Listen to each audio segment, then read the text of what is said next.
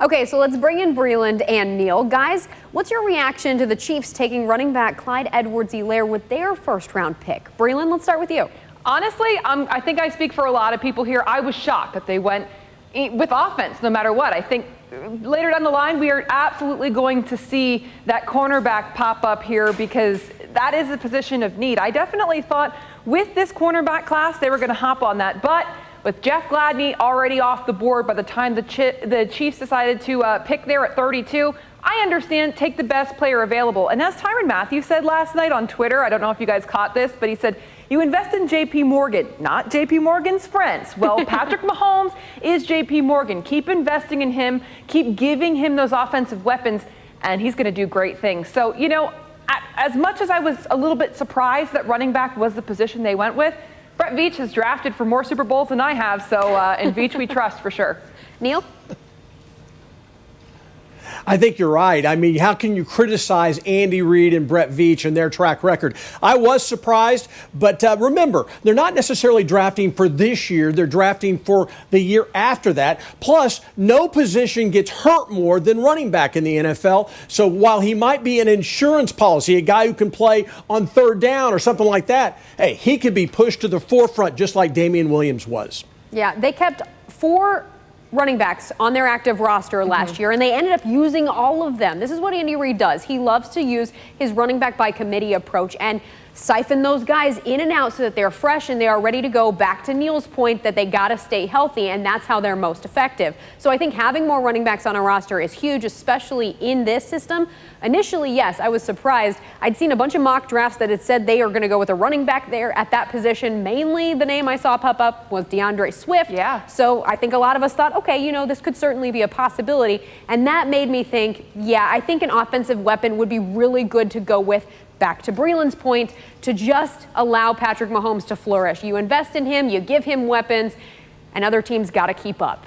So that's what the Super Bowl champs do. So guys, does that pick say something about their view of their defense? Neal?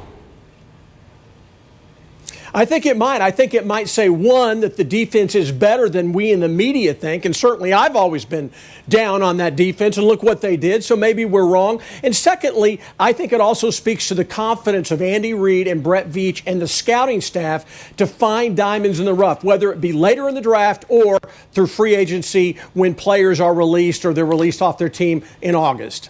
Breland?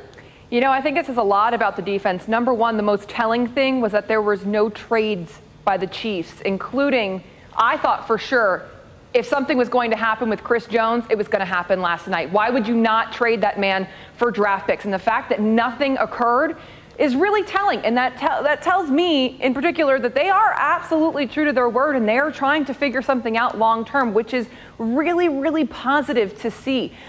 You know, I absolutely think we are going to see a cornerback pop up. We talked to Brett Veach at the Combine, and he said that that class was deep.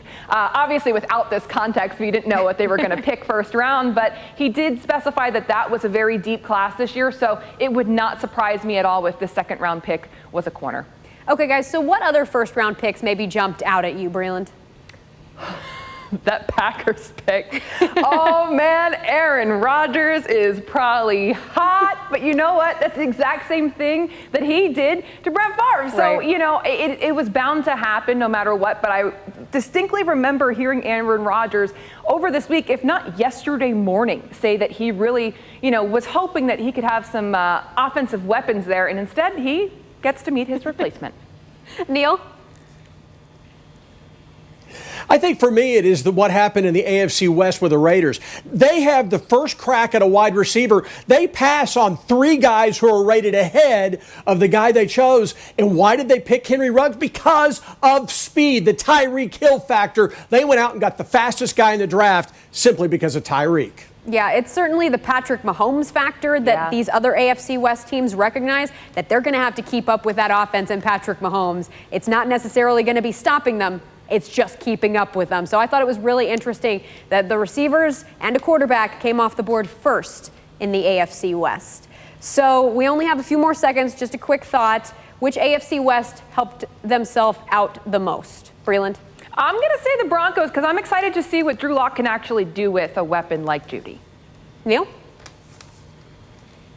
I'm going to take the Chargers simply because they got a quarterback and they got a great linebacker. If the quarterback hits, I think they help both sides of the football. Big if, but if they did. Yeah. I'm going to go with the Raiders then, just to play devil's advocate, because they got a couple of good offensive weapons, and then they also, took somebody on the defensive side, so they had covered just about everything.